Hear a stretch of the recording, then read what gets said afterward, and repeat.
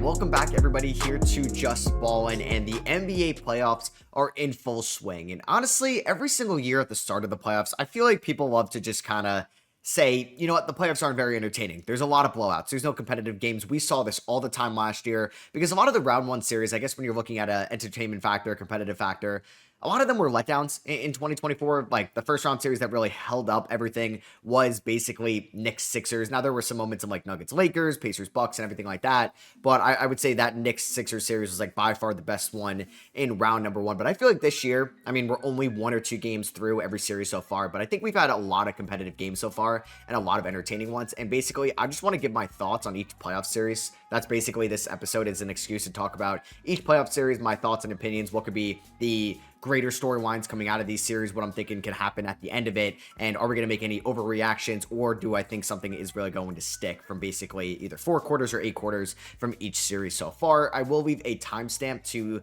each series that I'm going to talk about in the description if you're listening on Spotify or Apple Podcasts, or if you're here on YouTube. So if you want to maybe just follow along, if your favorite team, if you don't really care, my thoughts on any other team outside of your favorite one. So we'll start things off with basically, my favorite team, because I got a lot to talk about. And that's going to be the Knicks Pistons series. Now, if you guys are watching on YouTube, I'd love to know in the comments. I'm sure you guys want to give me your playoff thoughts, so please let me know down below. But if you rather me just kind of talk with my face on the screen or like on the video format, or would you rather see me just kind of go through some things in the background? Now, like I'll just have ESPN up just to look at some of the game scores, just for something in the background for some reference points. But I'm basically just going to talk about my kind of key takeaways from these series. So let me know in the comments what you'd prefer, just my face fully on the screen, or do you like a little bit of background info here? So we'll start off with the Knicks Pistons because this is a series I do want to get a lot off my chest. So for me, it was tough because, man, shout out to you guys in Europe, Asia, Australia, or anywhere else where there's a significant time difference from when these games start, because I was on my last leg of like my Europe trip. I was in Rome when this series started on Saturday, and the game starting at midnight was brutal. Can't lie. And I was dozing in and out of this whole game, and I basically woke up in the middle of the 21-0 run. I fell asleep like right before it happened. I probably fell asleep for like 10 or so minutes, woke up 21-0 run. And I guess my thoughts about this series so far, man, 7.5 quarters. I would say the Pistons have been playing better basketball than the Knicks. Game 2, I had to rewatch completely because I was on a 9-hour flight from Rome to New York with no Wi-Fi. Shout out Norse Atlantic, who just doesn't have any Wi-Fi on their flights and no live TVs. So I was in the dark. Worst thing ever. Literally a nightmare. But basically out of this series, I mean, I went on Twitter and I was like, get me updated. What did I miss in this game? I was going to rewatch it later on and just kind of figure out what I missed. And a lot of people were trashing Jalen Brunson for his game 2 performance. Now, Jalen Brunson is one of my favorite Knicks ever. Man, I've not watched a lot of good Knicks play basketball, and he's given me some of the best moments as a fan that I wish I got when I was a kid. And he has been incredible since basically being signed in that 2022 offseason. But I guess over the last calendar year, for me, I watched probably most Knicks games, or I watched more Knicks games than any other team. I probably watch 80, 78 or so Knicks games a year. Every other team, it could be around like 50 or so. But I'm by far locked into Knicks games because I would like to see them every night when they're a good team. And Jalen Brunson over the course of this year, I feel like has started to become a little bit more of, you could say a foul baiter. I don't know if like flopper is like the right word for Brunson, because I don't think he flops a ton, but I do think he ends up with that thing where he gets past you and then he kind of goes up and tries to flail it into you a little bit. And I do think he has turned himself into a foul baiter. Now, I don't really understand why. Now, I do think Brunson gets some calls that don't, or like he gets a lot of non-calls when he should get calls, but it's also vice versa. I think for him, this was a pretty embarrassing performance looking back on it. The Pistons should be an inferior team to you. They were the worst team in the league last year. You won 7 more games than them this year. You've been in the playoffs the last 2 years. This is a team that you shouldn't need to result to, I don't know, it get like clapping and getting excited when Ausar Thompson fouls out. You should be able to beat this team at full strength. And they're without their second or third best offensive player in Jaden Ivey in this series. So I just think, like, more so for the Knicks, I don't know. I just think Brunson really, it wasn't a performance that was gonna help him. And I would love to know like your thoughts. Like, has your opinion changed on Jalen Brunson over the last year? Do you think he's turning into more like prime James Harden, Trae Young, Joel Embiid, where we've seen guys flop and foul bait over time? Because I don't think he needs the results of that. Like, Jalen Brunson is too talented in the half court as a ball handler with his footwork, getting to the rim. finishing at the rim as a shooter to result to this. So I would say I was disappointed in him because I'm always going to be skewed and going to root for him because he's on my favorite team, like a Hawks fan would with Trae Young, or a Rockets Clippers fan, or a Rockets fan with prime James Harden. And we would have those moments. So yeah, I would say it's disappointing, as well as Mikal Bridges not having much of an impact in game number 2, as well as Karl-Anthony Towns. Like, Karl-Anthony Towns is making almost $60 million. You gave up 6 first-round picks for Mikal Bridges. They need to be more involved in the second half. There was times, well, I think JB Bickerstaff did a good job readjusting on the cat. Like, Tobias Harris didn't really work out at all in game 1. And I know guys got into foul trouble, but man, just Karl-Anthony Towns not touching the ball really at all in the second half is inexcusable. And I think it's really going to come down on Tom Thibodeau as a head coach. And this could be something that results in a change in the offseason. I do think if the Knicks get past the Pistons, which I don't know if it's me being biased, but it was my pre-playoff prediction. I was going to have the Knicks beat the Pistons. I still think they win the series, even though this is massive for Detroit to win one of the games at MSG. I do think like the Knicks are probably going to get blown out by Boston in round 2 if that ends up happening. And either way, I think you lose to Detroit, you lose to Boston, and in a non-competitive series, Tibbs is gone. Or at least he should be gone. Now, I also like Jalen Brunson. I haven't watched a lot of good head coaches come through New York. I mean, Mike D'Antoni probably up there, but it's more so Mike Woodson has probably been the only good head coach that I've watched.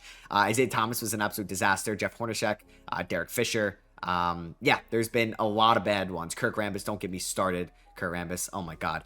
So yeah, I appreciate what Tibbs has done. He's been here since 2020. Basically 21 they make the playoffs, 23, 24, 25, like 4 to 5 years you make the playoffs. Great, but you've only won one playoff series in each of the last 2 years. And I don't know if this team has gone better in the way that they should, because Mikal, for what you gave up, is not involved too much on offense. And I think like Cat could be such a 1A, 1B with Brunson, but they're allowing Brunson too much of a workload in the first half of games. And I think now it results on Brunson kind of resulting to trying to get foul calls late in the game. So it's just a mess. I mean, Detroit, man, shout out to Cade Cunningham, not having the best game 1 performance, but really bouncing back in game number 2 and looked like the best player on the floor. And even a game where Malik Beasley did not shoot well in game 2 relative to the season and game 1, they were still able to win, and their defense looked great without Isaiah Stewart and obviously Jaden Ivey. So I think this was a massive win for Detroit, first one in 20 years, and they've been such a great storyline. I would be rooting for Detroit so much if they weren't going against my Knicks, because I've been such a big fan of them all year long, and they play with like this gritty underdog mindset. And I really think the veterans have been such a nice complementary to Cade Cunningham really blossoming into a top 10, 15, 20 player in the league. So yeah, I do think the Knicks are still going to win this series, but they come out like quiet, lackadaisical in game number 3. Like, that crowd in Detroit is probably going to be bumping, right? Like, they haven't had a serious home contender in a while. Like 2019, they never really had a chance against Milwaukee, right? Yeah, Milwaukee in round number 1. So I think, yeah, like Little Caesars Arena is going to be bumping. The Knicks can't afford to lose game 3. Maybe this series gets tied going back to MSG, and maybe this series goes to 7 games. But the Knicks really need to change things around if they want a chance, because I think all the momentum is on Detroit's side. They're deeper. They have a better defense right now. And the Knicks bench in game 2 was garbage compared to what it was in game 1. They need more out of Mitch, Campaign, McBride, and Shamet. So yeah, like I said, I do think the Knicks still win this series, but I think you got to be thrilled as a Pistons fan, as the Pistons in general, as their front office, as this organization, because it does feel like who thought they were going to get a playoff win before the season started, let alone like as a 6 seed. Now, I'm not even like a playing tournament team, and you know what, like you get gentlemen swept. Like, no, they can seriously be in round 2 with this young team. So shout out to the Pistons. I think this is going to be a very gritty series, and it's the Knicks, so they're not going to blow out. They're not going to dominate teams. Even if they win this series, every game should be competitive. All right, next up, I want to talk about like maybe my favorite series outside of the Knicks one, and that has to be Clippers Nuggets, which I said this like on paper before the playoffs could be the most entertaining playoff series, and it's been so far. Both games have been insanely close, where Denver wins game 1 in overtime, and then the Clippers win game 2 very close. So a couple possessions either way, like either team could be up 2-0 or down 2-0. Game 1 was a fantastic Harden game, not as much of a Kawhi game as you would have liked for an overtime performance, and I feel like in the clutch, like maybe wasn't the guy they could go to, but this was a phenomenal game from Jokic, showcasing why he's one of the best players in the world. And I think Russ, I mean, there was some good, there was some bad, but I think was a net positive for them in this game. And Aaron Gordon was really solid for them as well. And I think this is going to be a tough matchup because the Clippers play very physical. They're a very good defensive team, and they can slow the game down offensively. And it's pretty much who can get into their rhythm quicker and who can have, I think, just the utmost chemistry and continuity throughout the game that's really going to be able to slow things down in the fourth quarter, not make dumb turnovers, and win the game. Because in game 2, like, there was that and one that Aaron Gordon fouled Zubats. There was a turnover late in that game as well. And it's really going to be decided on a couple possessions because that's how close these teams are talent-wise. And game 2, obviously, you talked about for a lot of great reasons, but Kawhi Leonard, like, this is the Kawhi Leonard we thought we were going to see. I mean, we kind of did see this Kawhi Leonard in 2020. Like, I know people are saying this is like Raptors Kawhi, but we've seen a top 5 player in the league play for the Clippers before in Kawhi Leonard. It's just, can he be healthy in a playoff series? And right now, we're seeing him healthy. Like, Kawhi's looked great over the last few months, which is probably the largest health sample size we've seen in a little bit. Now, he was relatively available last year during the regular season, but same thing happened in the playoffs. Doesn't play for Team USA because of injury, misses the first half of the year. But Harden, Powell, Zubats kept this team alive, and they're just so much fun. Now, like, I think the Nuggets are still a good team. I don't think they've run stale, but they've been here for a little bit. Same core. Some guys have come, some guys have go. Like, now we have Christian Brown with a big role, Russ with a big role, Strother, Watson, relative or compared to the past of like KCP and Bruce Brown. So yeah, like, guys are coming and going, and Strother didn't play in game 2, but I do think like the Clippers are a little bit more exciting as a matchup against OKC, and I think Denver. I mean, Jokic versus Shea is a great storyline that we can get in round number 2, or maybe we get Shea versus his former team, and could, like, the Clippers, who couldn't win with Paul George, maybe win with Harden as like the fall number 2 relative to him being the 3 last year. They definitely need Norman Powell to be more consistent.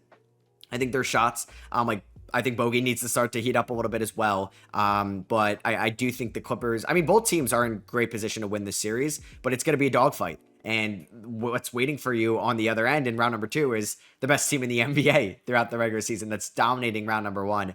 But I just hope we get a 7-game series out of this. We're going to the Intuit Dome for game 3. I think we're going to get some legacy Jokic performances. I think we can get some legacy Kawhi Leonard performances. And hey, these guys' legacy can take a huge hit or a huge bump if they're able to beat OKC in round number 2. And this would be an amazing path to get to the conference finals, because not only are you beating a team that maybe also should be in the conference finals, but you'd be beating OKC. You can get in the conference finals. I do wonder what adjustments are going to be made. Obviously, Denver having a whole new coaching philosophy throughout the last few weeks is kind of crazy, honestly. And I do think it's really who's not going to turn the ball over and make dumb decisions in the fourth quarter, and who's not going to settle. Who's going to be able to just keep the ball moving and get your high quality shots. I mean, Kawhi Leonard, like, sometimes it's a bad look, but it's going to go in because he has one of the best mid-range shots in the game. I mean, 15 and 19 from the field in game 2 was incredible. So, yeah, I think this is on paper one of the best series. Last year, the 4-5 matchups, I mean, it was Cleveland, Orlando. It wasn't really the most exciting 7-game series, but there were some moments in that one. And in the Western Conference, I'm trying to remember off the top of my head who that 4-5 matchup was. Was it the... I'm going to get it in a second. OKC was the 1 seed. Minnesota was the 3 seed. Why am I forgetting who was the 4 seed? Oh, it was Dallas and LA. Yeah, which was a fine series, but I do think this one can kind of blow it away between the Clippers and the Nuggets. And I'm really excited just to see where it's going to go, who's going to kind of cement their legacy in this series. And then I think the Clippers would have a better chance against OKC in round number 2, but the Nuggets are no slouch. Like, the Nuggets can push that series to 6 games, maybe even 7, you never know. But we'll see kind of who really gains momentum in game 3. But I think this series is going to be tied 2-2 going back to Denver for game 5. All right, and another series that's had 2 games so far, the Milwaukee Bucks and the Indiana Pacers. They kickstarted off the playoffs the first game last Saturday. Yeah, there was some generationally bad performances for the Milwaukee Bucks in this game. They ended up losing by 19. Wasn't really close. I put out some tweets. I mean, Giannis has been incredible for the first 2 games, and they're 0-2. He said, like, elite stat lines. Kuzma's got the famous Tony Snell stat line in game 1. Like, Tony Snell could finally rest. Kuzma in 22 minutes, 0-5 from the field, 0-2 from 3. Didn't hit a free throw. Minus 24, 0 points, 0 steals, 0 blocks, 0 rebounds, 0 assists. It was generationally, like, what are you doing? You're just getting cardio out there. And you have to think, like, especially because he played well against Indiana last year, Chris Middleton would be so much better for you in this series than Kyle Kuzma. Now, Kuzma was better in game 2. He wasn't settling for jumpers, was getting to the rim a little bit more. They weren't pretty, but some of them were falling and attacking the rim. But yeah, not only did you give up, like, I think you got the inferior player. Yes, you're going to help getting under the second apron, sure. But you traded a franchise legend in Chris Middleton. AJ Johnson, not going to really help you in this series probably, but an intriguing asset long-term and a pick swap for somebody that gave you 0 points in game number 1. Taurean Prince wasn't much of an impact player either. Kevin Porter Jr. has had his moments in this series. Bobby Portis was great in game number 2. But we did get Damian Lillard back for game number 2. but he did not shoot the ball well. His first game in a few weeks was going to be tough for him to look like the same Damian Lillard, and he played a decent amount. Like, Dame played 37 minutes. Like, no conditioning needed. He didn't look tired out there. Just some of the shots weren't falling. Bobby Portis pretty much kept them in this game, and they ended up losing by 8. Now, they're going to be going back home. You win 2 games in a row. It is a brand new series. Hey, you even just win game 3, and then game 4 is going to feel like a completely different ball game. You just got to win game 3. You go down 3-0 or 3-1. It is really tough to come back against the Pacers team that is deeper than you, better defensively than you. At least I think in this series so far. And a team that's going to shoot the ball just as good as you, if not better than you. And they have just so many different guys they can rely on, because Haliburton can go to the bench, Siakam can go to the bench, and they're going to be just fine. Milwaukee, with Giannis or Dame on the bench, it's bad. If both of them are on the bench, it's really bad. But if Giannis is on the bench, it's not been pretty for Milwaukee so far. So Siakam, I think, deserves his flowers. He's been really consistent for this team. Nembhard looks like a playoff riser. He had a dagger in game number 2, a deep 3. Gave me some PTSD as a Knicks fan from, I think it was game 4 last year, where DiVincenzo went off and Nembhard did that like deep 3 to win the game for the Pacers. But Giannis, I mean, like, he's the definition of the no help meme. Like, people were like, before the playoffs, could we see like a 2018 type run from Giannis, like 2018 LeBron type run, because LeBron didn't have the most help in the world, and Giannis, you could say, he has a case for being the best player in the world. I don't think a lot of people would say that, but if he's not 1, he's 2, and if he's not 2, he's 3. There's no way he's past 3 in anybody's top 3 rankings, or at least I don't think he should be. But he legitimately has no help, honestly. Like, he's dominating this game inside, and he draws so much attention defensively. Or it'd be nice where these guys could be a little bit more consistent with this with their outside shots. And Bobby Portis was really good in that third quarter against Indiana and the start of the fourth, but I mean, you're down 0-2, and I mean, this is a team that doesn't have a young core at all. It's Andre Jackson, who hasn't played in this series, Chris Livingston, who hasn't really played much in his career, and you traded away AJ Johnson. Tyler Smith, I don't know what's going on with him, if he's ever going to be a rotational guy for you, and MarJon Beauchamp is no longer on this team. You don't have a young core. You don't have any draft picks. You have some bad contracts. You don't really have much tradable contracts. Who wants Kuzma at this point, right? I just think it's going to be tough for Milwaukee to be better next year, which I don't want to talk about Milwaukee's future until they get eliminated, because they could definitely still win this series. It is, I don't know if it's far from over, but they win game 3 and game 4, and it's completely different.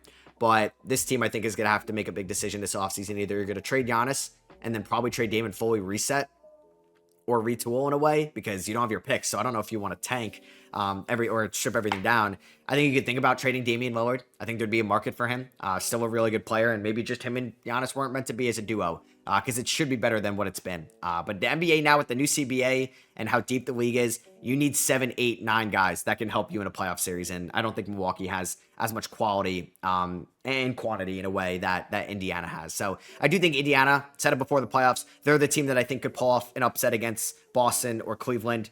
I guess it would be Cleveland, obviously, because that's where the seeding is matched up, more so than Milwaukee, Detroit, or New York, because they play with a ton of intensity. They have a great home crowd. Haliburton lives for these big moments. They like to talk trash, and I do think Indiana could be back in the conference finals. I do think Cleveland's a better team. I did have Indiana I had Cleveland beating Indiana, but I did say, like, yeah, Cleveland or Indiana's the best chance at pulling off an upset. It's been, like, game 2 was fun. It was a better game than game 1, clearly. They play again, I believe, on Friday, right? Yeah, they play Friday night in Milwaukee. It's must win for Milwaukee. You really can't lose this game. I know every playoff game is must win, but you go down 3-0, it's pretty much over. So yeah, all eyes are going to be on Milwaukee, because if they lose that game, we're going to start thinking about the offseason. All right, so other series that's had 2 games so far, Minnesota, LA. Before the playoffs, I ended up taking Minnesota. They beat LA in game number 1. LA got off to a good start, but that second quarter into the third quarter was fantastic for Minnesota, and everything was clicking for them in a game where Anthony Edwards really didn't shoot the ball to his standards inside the three-point arc. But Jaden McDaniels was great. Naz Reid was great. Everybody was kind of contributing. They didn't get into foul trouble as much as they did in game number 2, and the Lakers just kind of came out flat. Like, LeBron was just fine out there, but not operating as somebody that could be your initial number 2 out there next to Luka. Reeves definitely struggled on both ends of the floor, and Jackson Hayes was kind of unplayable at times. Jared Vanderbilt wasn't great on offense, and we saw the size disparity against Minnesota and LA in game 1, but then LA comes back and they win game number 2. Luka was fantastic in game 2. He had more points. He had, like, I think 14 points when Minnesota had 10 in the first quarter. and everything, yeah, was clicking more so for the Lakers. Now, in the first half, second half, they really struggled offensively. Only 13 points in the fourth quarter, only 36 points overall in the second half. It got closer. And I think you could be a little bit nervous if you're LA, like you're going back to Minnesota for game 3 and 4. I still think Minnesota is going to win this series. Obviously Luka was fantastic in game 3 and guys around him were better, and Gabe Vincent was hitting some like big threes. That one, I only had 2, but that one in the corner in transition, like that's an insanely difficult 3, and he knocks it down, and they can get glimpses of 2023 Heat Gabe Vincent. That's definitely what they need, because the Lakers don't have a great bench. They Dorian Finney-Smith, who's basically a starter for them because Jackson Hayes doesn't play a ton. So it's Jackson Hayes, Jared Vanderbilt, Gabe Vincent, and Jordan Goodwin. It's one of the worst benches in the playoffs for sure. It's up there with like the Knicks bench and like Milwaukee's probably got a better bench than that. So they're relying a ton on Rui, who got hurt, comes back with the mask. LeBron, who's 40 years old. The fact that he's putting up these stat lines is incredible. His mid-range jumper was on point in game 2. And then, yeah, Luka and Reeves really need to carry the load offensively, because LeBron, you got to let him get to his spots and let him feel out his game for what he's doing at his age. So, yeah, I do think Minnesota's going to just have the depth to win the series. I mean, some guys got into foul trouble, like Hayes, 5 fouls in this game, Luka, Reeves, 3. They weren't really too worried about foul trouble, but yeah, like Randall and McDaniels had 5. Naz Reid and DiVincenzo both had 3 in like the first, I think, 14 minutes of the game, 16 minutes of the game. And they weren't really able to play a ton. So yeah, I do like Minnesota to still win this series. I think it's going to be fun, though. I think this is a series that can go back and forth. I believe I predicted Minnesota in 7. Yeah, I predicted them in 7. And I'm still riding with that prediction. I mean, Randall wasn't great defensively. He did have a nice like offensive stat line, as you'll see. I don't think he was as good as the stat line shows, but I do think he was at least effective as a number 2. I mean, they only scored 85 points. They were pretty much abysmal in that first quarter. Nothing was knocking down for them, and they were struggling at the rim, and Gobert was getting picked on a little bit because it felt like every possession he was just ISO'd with Luka out there. Mike Conley, it is what it is at this point, but he's missed a lot of like floaters around the rim and easy shots for sure. We got a little bit of Terrence Shannon minutes just because of the foul trouble with Naz Reid and DiVincenzo. But yeah, I think JJ Redick has made some good adjustments in game number 2. I do think Minnesota is going to win at least. I think I'm going to take them to win game 3 because Ant should be better. He had that like amazing dunk on Jackson Hayes. I think he should be better. But yeah, this is another great series and kind of goes back to my original point early in this episode where this has been a great start to the playoffs and we need to appreciate that more. And the only other series that's had 2 games so far, OKC and Memphis, not a ton of takeaways in this series, but I mean, I tweeted it out that like Memphis won 48 games in the regular season. They were a competitive team in a competitive conference, and they are looking like they won 24 games in the regular season against OKC. It looks like it's a 1 seed versus a 12 seed, the talent disparity. Or at least, like, honestly, like, Memphis is very talented on paper, but OKC is just playing way better as a team right now. Just what guys are being able to do on defense and making Memphis very uncomfortable. Either it's at the rim or on the perimeter. They play amazing post defense. They call out screens. They switch very well, and it could be a game where some guy is not really shooting the ball too well. Like, Shea went 10 of 29 in game 2. And they still won by 19. It was a little bit closer in the fourth quarter. I think at the start, it was around like a 9-point lead for OKC after getting off to like, yeah, a 32-17 start in the first quarter. But J-Dub stepped up when Shea didn't have the best game. Chet Holmgren had a really effective game on both ends. He was incredible. Alex Caruso was also incredible. And he makes more of an impact in this game than maybe Josh Giddey did all of last year's playoffs against New Orleans and Dallas. So that's paying dividends. I think we all expected this. I predicted OKC to sweep. But I think the one thing that is I just want to talk about kind of Memphis's downfall. Now, they're still in a fine spot. It could be far worse. You could have like Phoenix's outlook. You could have Milwaukee's outlook. It could be a lot scarier and darker than what they have. But back in 2022, they were a 2 seed. They beat Minnesota in round 1. You lose in 6 to Golden State. But it felt like this team was up and coming and they were going to be this version of the Thunder, or they were going to be like what the Rockets were this year and just be one of the more exciting young teams in the league that could take that step moving forward. Maybe like Cleveland as well. Like Cleveland was a 1 seed that won 60 games. And in 2023, they're a 2 seed, but they lose to the 7-seeded Lakers. But you know what? It's LeBron. It's AD. It was disappointing for sure. 2024, year from hell from injuries. And then this team doesn't look as deep as it once was. I mean, you had Tyus Jones as a backup guard. You make that move, trading picks for Marcus Smart. Didn't work out. Now, I don't know why they had to trade away Marcus Smart at the deadline. yeah, you would still get hit with a little bit more money, but I think you could have moved Marcus Smart in the offseason for a less valuable asset than what you had to do at the deadline, where that's going to be a top 20 pick going to Washington. And you're looking at the depth of this team, it's still fine. You're going to bring back Santi Aldama, but I'm watching Desmond or Marvin Bagley play notable minutes in a playoff series. John Conchar, Luke Kennard at this point. Scottie Pippen Jr. played 31 minutes in game number 2. And I know they've had injuries with Jalen Wells being hurt, which stinks, and Brandon Clark being hurt. But just G.G. Jackson not taking linear development this year. Vince Williams, another banked up year. Jake LaRavia's in Sacramento. David Roddy didn't work out here. And I just think for Memphis, like Zaire Williams also didn't work out here. It's not been great. And I wonder if there's going to be pressure on ownership onto Zach Kleiman and whoever their next head coach is going to fully be next year, since they shocked everybody and fired Taylor Jenkins. I wonder if there'd be pressure from the front office to make a move this offseason. I don't know if that's trading for Kevin Durant. I don't think it would be parting ways with Ja. Definitely not with Jaren Jackson Jr. It may be trading away Desmond Bane for guys that could fit better around Ja and Triple J. But I mean, Desmond Bane is still a really solid, I think, secondary playmaker and a really good shooter. And maybe it's just a lateral move, but can really help you out in the grand scheme of things.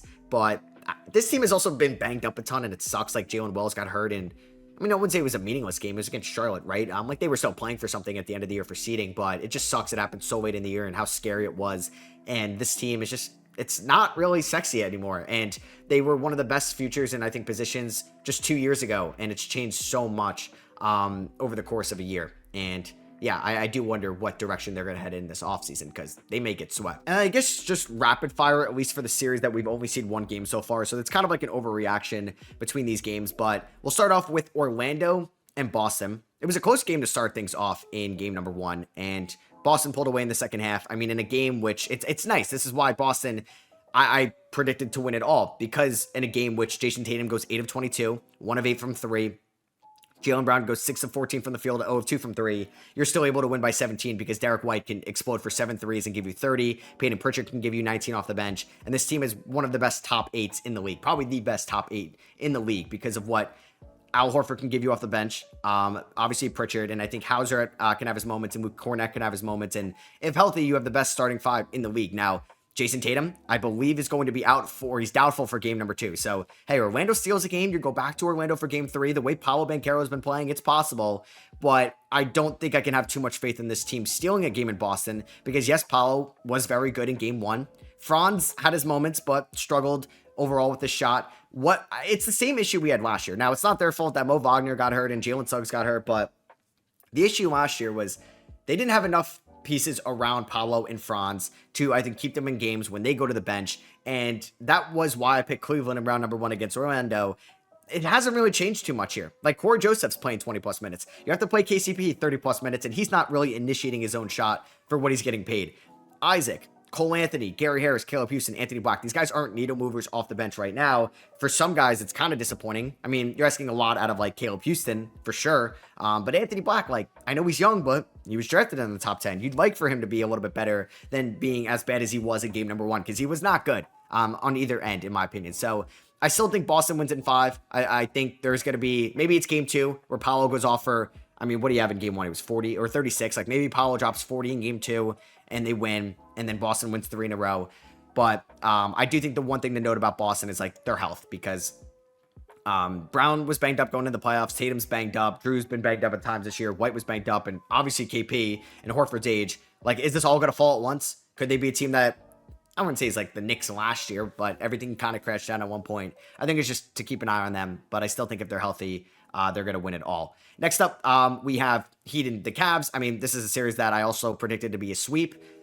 I don't think that's really changed. I think Cleveland is like a 10-point underdog, or a 10-point favorite, 11.5 point, actually 12.5 point favorite here for game number 2.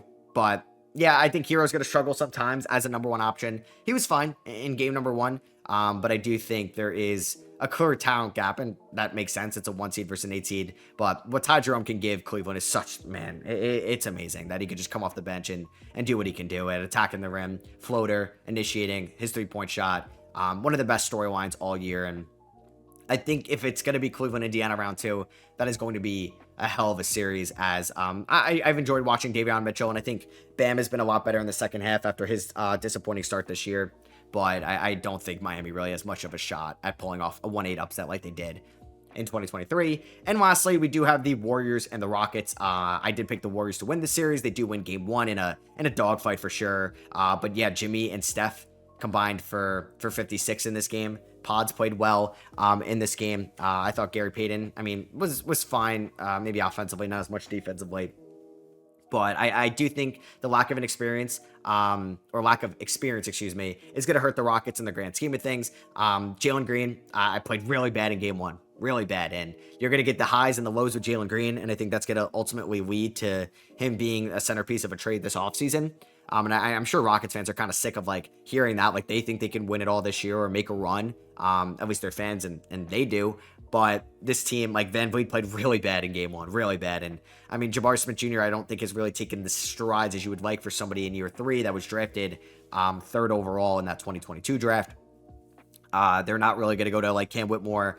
They've had some injuries this year, but like with Amen Thompson's leap, I think this is still going to be a competitive series. I believe it was 6 games I had Golden State over Houston.